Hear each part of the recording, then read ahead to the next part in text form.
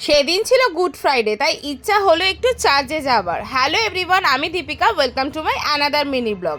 আমি রেডি হয়ে গেছি সকাল সকাল চার্চে যাব বলে। আর এই দেখো পোকোসোনা বসে আছে এখানে। মা সকালবেলায় আজকে বেলের শরবত বানিয়েছিল।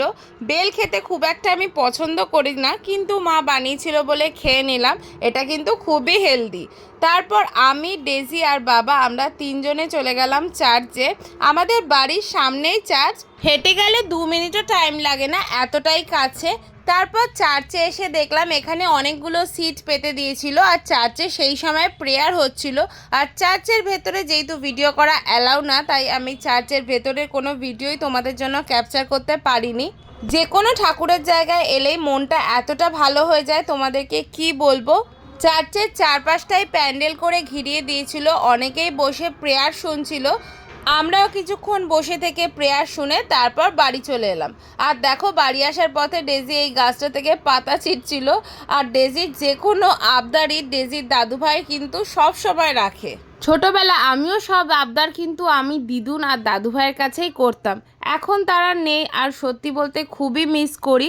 আর দেখো বাড়িতে এসে দেখছি প্রচণ্ড ঝড় হচ্ছিল, আমরা ঠিক টাইমে বাড়ি চলে এসেছি। আর আজ লাঞ্চের মেনুতে ছিল ভাত, উচ্ছে কুমড়ো ভাজা, ট্যাংরা মাছের তরকারি, টক ডাল, ভেন্ডির তরকারি, আর ছিল হচ্ছে পাবদা মাছের ঝোল। আর ডেজি এখানে দাঁড়িয়ে দাঁড়িয়ে পাখি দেখছিল। আমাদের ব্যালকনিতে প্রচুর পাখি আসে, তো এখানেই দাঁড়িয়ে দাঁড়িয়ে পায়রা দেখছিল। তারপর আমি আর ডেজি দুজনেই রেডি হয়ে গেলাম। ডেজির একটা ফ্রেন্ডের বার্থডে পার্টি ছিল, তো দেখো এই মিষ্টি মেয়েটার বার্থডে ছিল সেদিন। তো আমরা যাবাতেও তো ভীষণ খুশি হয়ে গেছে। আত্রেই আর ডেজি দুজনে মিলে কেক কাটিং করে নিল।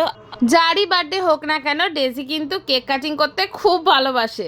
সব মিলিয়ে সেদিনকের বিকালটা ডেজির সাথে সাথে আমারও বেশ ভালোই কাটলো। কেক কাটিং করে দেখো দুই বন্ধুকে কেক খাইয়ে দিচ্ছে, দেখতে কত মিষ্টি লাগছে তাই না?